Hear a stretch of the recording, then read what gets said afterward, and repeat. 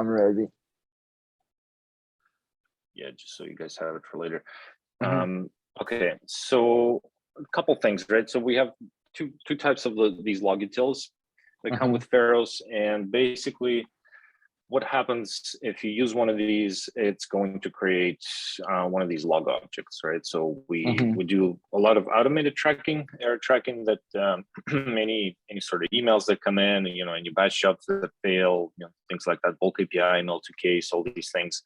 So we do a lot of that automated tracking. But in addition to that, if you want to do error handling inside the custom code in Apex, whether it's your triggers, your controllers, your REST services, batch jobs, etc., anything that you write in Apex, you can wrap in the try catch and do error handling that way, which is actually recommended that you always do that, and not rely on these emails that come through. And the reason for that is because you have more information, more context available that way. So if you add error handling to your code, you always know that what this code is doing, right? So if you're wrapping a trigger that's responsible for certain functionality, when you catch that exception and log it, you can tag it with the right functional area and right type and so on and so forth. So that allows you to do better reporting ultimately, and make the dashboards a lot prettier. These dashboard that we offer, for kind of part of the package. There is that breakdown by functional area, which is great for business users and just in general to kind of see where the problem areas are. It's nice to be able to accurately identify it, and you can do that if you if you implement error logging in your custom code, because like I said, you have all the context at the time that you're building whatever piece of code that you're working on. So the way you set it up is any work with Pharos, you basically go inside the logs menu over here and then go in the log util, and that opens up this page here.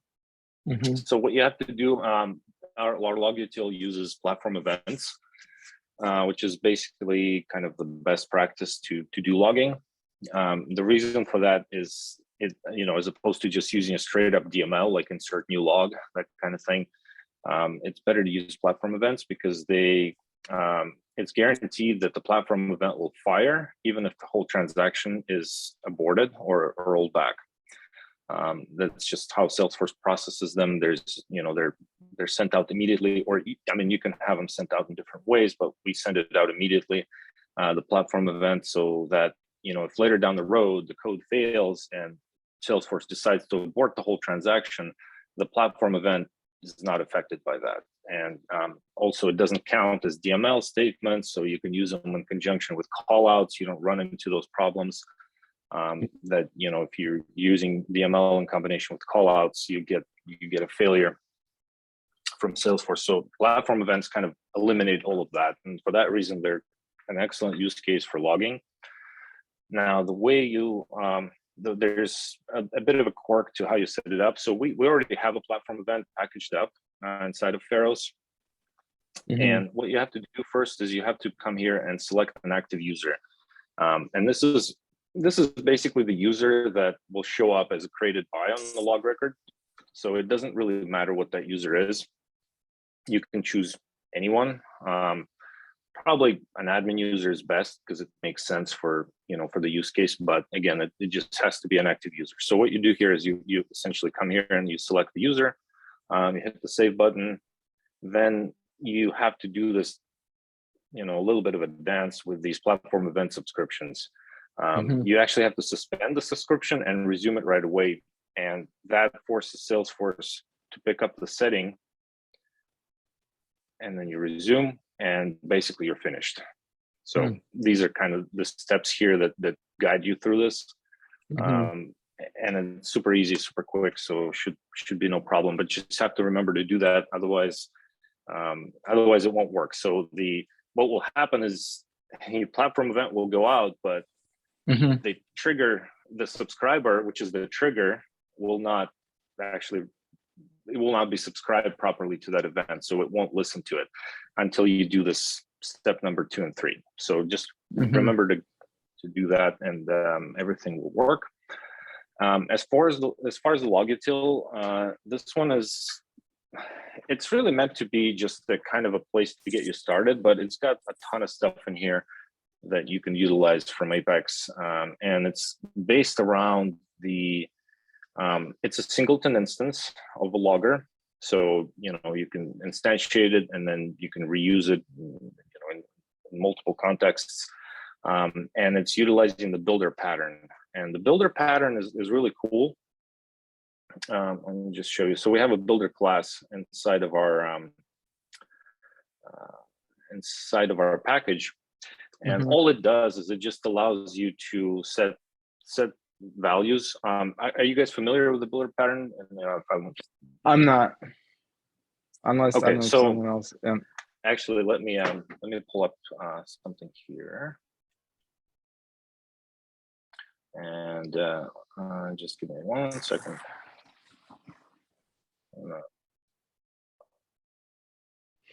Yeah, I've heard of open up a editor. quite a few other patterns, but I never heard of builder pattern. Yeah, it's not really anything too complicated. It's basically what it allows you to do is it's just a nice, neat way of setting variables inside a class. So, for example, if you've got a class that has a number of internal variables, right? There's different ways that you can set these. You can just call, my class dot, variable 1 equals, foo, right?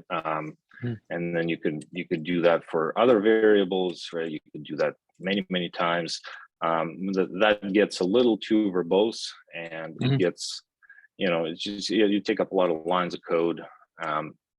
The other way you could do it is when you instantiate your class, you can go new my class, right? And you can pass into the constructor all of these values. Like that's another way. And then inside the constructor, you're basically doing the same thing, right? You're going, instead of this, you're doing this, and you're initializing your class that way.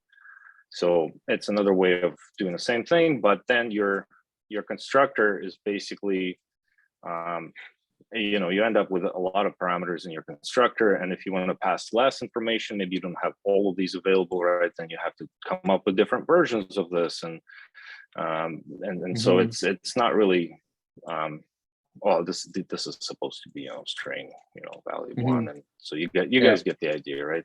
Yeah. So you're different ways of setting some variables within your class instance. Now with the builder, the way that works is you do something like this. So you go my builder equals new my builder, right? And then maybe here you pass in some initial value. And then what you start doing is you start doing things like this. And maybe you're calling methods. So the constructor returns an instance of itself. And so that what you can do then is you could start going, variable 1, and you pass in, foo.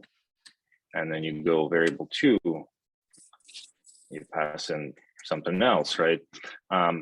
It's just, I'd say it's more of a stylistic thing than anything else. And the reason why it's nice, and you guys have probably seen this in JavaScript used quite a bit, because this is kind of a common way, it's basically the way the builder works is each of the methods here, like dot variable 1, dot variable 2, they return an instance of the same class. So you can chain these dot methods, and it returns the class, so you can keep calling other methods on it in this kind of chain. And the reason this is good is so you actually don't have to remember, oh, what does this first variable in the constructor mean? Is that the category, or is that the type? And then the second one, oh my God, what is that, like a summary, or is that the error message? Or, so you don't have to memorize the order in which these are passed in. Now, of course, you can always pull up the documentation and so on and so forth, but that takes time. Whereas this shorthand notation tells you exactly what you're setting up inside that class, and you don't have to follow that order. You can go, the other way. It works just the same. And so it's actually the same, the same principle that we're using in our log util. And at the end of it all, you call the .build method, and that returns an instance of a class. So the builder is kind of responsible for constructing an instance of that whatever class using this kind of notation, and so it's just a nicer way of doing this. And here's an example, right? So we have this logger class. By the way, oh, sorry, you guys can't see this. Here we go. Now you can. And so the logger is based around the same principle. It includes a builder, and then this logger instance over here at the top, once it's instantiated, then you can start calling methods on it. Like let's say, for example, we want to log an error message, right? So we have an add error method, and we're passing in the type, area, summary, and details. And these are all the things that we save in the log. Ignore this one for now. I'll get to that later.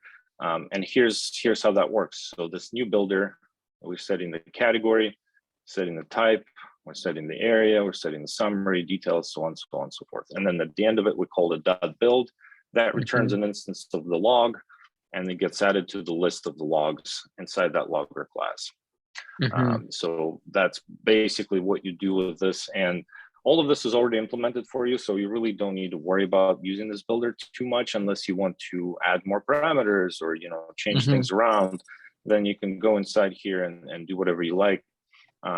And this paradigm, as you'll see that replicated everywhere. So here's a different version of the add error method. This one takes an area and an exception, so just 2 parameters as opposed to the 4 parameters over here. And again, same paradigm, we're setting the category, then we're setting the type, then we're setting the area, so on and so forth. So does that make sense, you guys? Any questions here? Any questions from anyone? I think sounds like no questions, but you have a question, Luke? I think Ravi was gonna say something. Or oh no, I just think that I think it's pretty much clear. No worries. No, I was gonna just ask you, like, so from where are we calling this? So okay. So the typical use case here would be you can call this from, let's say, a trigger, right? And the way you do that is actually, you know what? Let me share my entire screen so that way it's a little bit easier to switch these windows. So let's say you have some code, right? You have some code that's doing something, and then you do a try and a catch, and you're catching an exception. And by the way, is this okay, guys? Because yeah, we can see it. I'm gonna zoom in just a little bit like this. Cool. Yeah, so like you have some code that's doing this, and this may be inside a trigger handler. This may be inside of your, I don't know, Visual Force remoting method. This could be inside of a backend controller for LWC. This could be a REST service, right? Anything that's doing some logic that can fail, especially if you're doing like DML statements and things like that, right? So if you're doing things like that here, it's always good to catch these exceptions. And then typically what people do is they just do system.debug and e.get message. Well, guess what happens to this get message? It basically disappears and you'll never see it again. You'll never know that there was a problem unless you turn on debug logs and you actually look for this. But the better way to do it would be to use the logger. And let's say our logger is called, the class is called log, right? So what we do is we go log, log.instance, and we call the error method, right? Error, and we pass it the functional area. And let's say we have, log.area.opportunities, right? That's our, I'll talk about how you define these functional areas in a second, and then you pass in the exception, and that's it. That's all you need. Cool. And that will create an instance of a log object in Salesforce, and it will automatically capture the stack trace. It will use this functional area that you pass to it. It will set the type of the log to the type of the exception, like a DML exception or something else. And then it will include the message in the summary, and we'll put the details. In the details, it will put the stack trace and the error message. So this basically takes care of a lot of things for you, and all you need to do is just to remember to call this. Now, what you can also do is you can, maybe have a few of these, right? And you've got, I don't know, like several things here that you're try catching. What you can do is, instead of immediately logging the error, you could go add error, right? And then you could say the same deal, right? You pass in the functional area and you pass in the exception itself, and then you do that here, and then you do that here, and at the end of it, you will call logger instance, and then you call it flush method. And this will take care of actually persisting these logs into the database. In other words, the platform events will go out. So you're basically, this is just an instance of buffering these errors. So you're adding to the list, and then here when you're flushing them, that's when the platform events go out and the log will actually get created. Okay. So a couple different ways of using this. And the cool thing is that pretty much everything else is all the same. All the differences that we have are just a variation of the parameters that you can pass to it. So suppose you don't have the exception available, right? Maybe you want to log an error that, your logic encountered an error, but it didn't throw an exception, but you still want to log this as an error instance.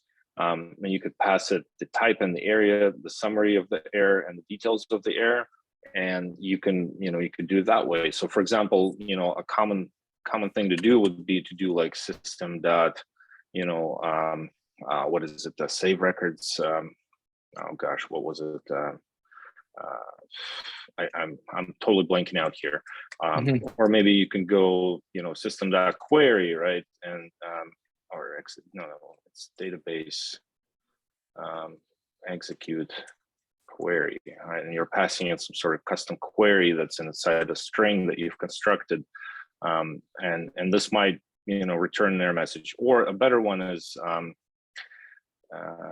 database dot insert, and you're passing in, let's say, an array of accounts, right? Like accounts, and you're saying false. In other words, do not fail the entire transaction if there's one error.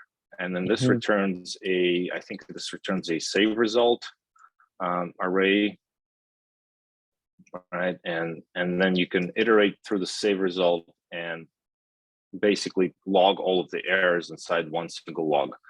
Right, so this is an example where you want to use a different method here, like this one here, where you can pass in the actual details of the error message without there being an exception that occurred. So does that make sense on this? Yeah, definitely does. I wanted to ask you, well, a couple of things. One is for kind of coming sort of like basically dropping the package into a new org with an existing test code base.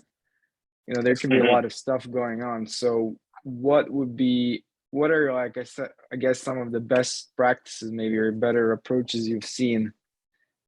Because do we basically go to the whole comb the whole code base and see, because different orgs can have a bunch of stuff all over the place. So what I would do, yeah, it depends on what they have implemented. If they've got a REST service, I'd say every method in that REST service that is a a post or a get, you should definitely wrap up in a try catch like this. If a really good one to do would be the trigger handlers. There's typically some sort of a trigger framework, right? Or if there's not a trigger framework, if it's just a trigger that after update, whatever, right? And if it's just a straight up trigger file that they've got and they're doing all the logic inside that, the better practice would be to implement trigger handlers. But if they're not implemented, then you could just do the same thing. You could do a try catch inside of here and throw it into the, you basically take your existing trigger code, you throw it inside of a try, and then you catch the exception like this, and you use the logging mechanism. That's a really good place to start, I would say. Another thing that I would recommend doing is all of the batch classes that were written, all the queuables, for example, right? You know, if you've got queuables that are out there, the execute method is a good one to wrap inside the try catch. If it's got a finish and a start, those are good as well to wrap all of these. And then for batches, what I recommend doing is, you know, let's say public class, you know, my batch implements, what is it, system.schedule, I forget the actual, like, so you can schedule it. What you do at the end, you just add database raises platform events. Now let me check on that.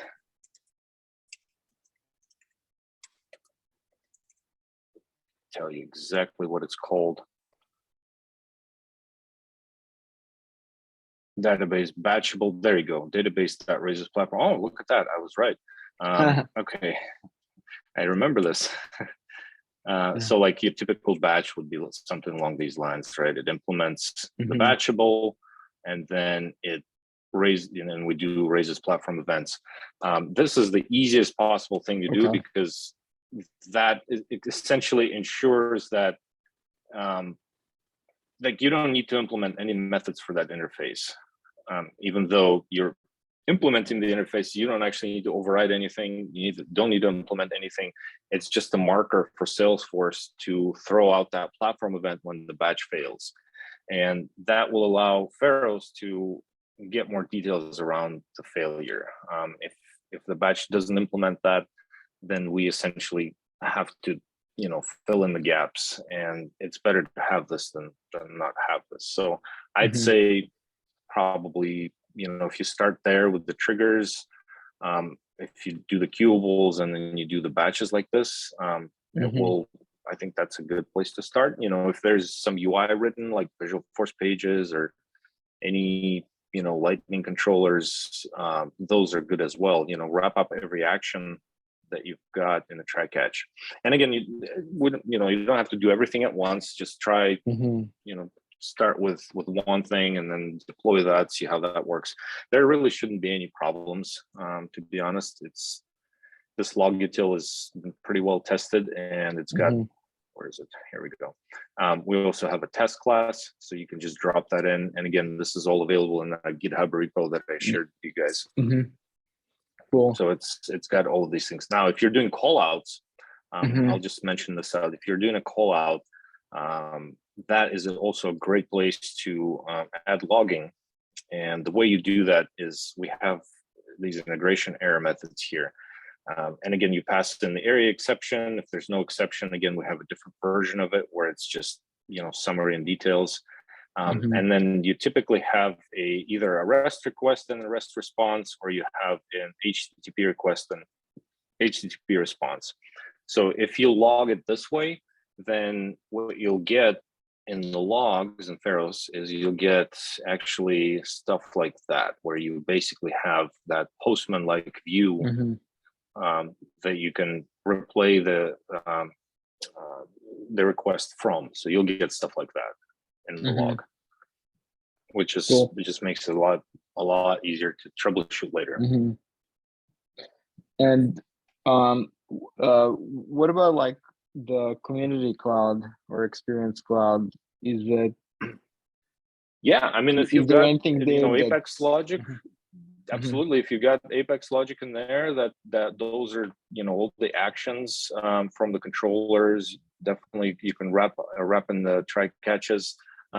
If you've got LWC, so the LWC one is actually, just pull this up here. So the LWC classes are very similar to the Apex version of those, right? So it's just, of course, it's all in JavaScript, but it's the same sort of idea with the builder.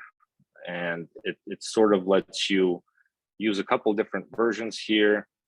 You've got the different variations of the methods, right? You've got your, you know, add exception if you're try catching an exception in TypeScript, which you can do.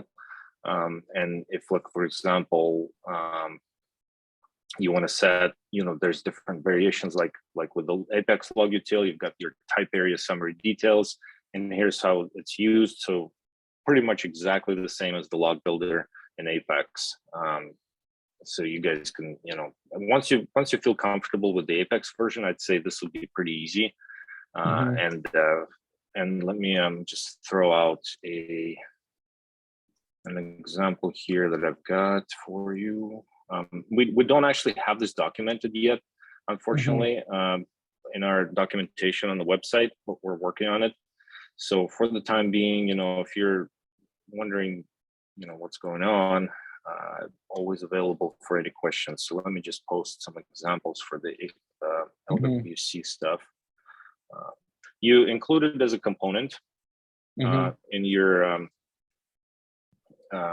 in your LWC, and just show you. Yeah, there we go. Example. So have a look at Slack.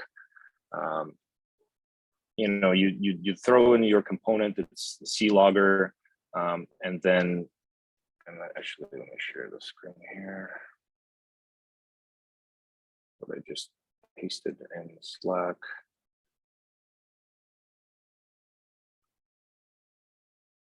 So you include this as a logger, like this, and then you might have some stuff here, and then you've got a on-click event, right, that you're handling. This is an action that you're doing from this button, right? And then inside the button, here's our handle click event.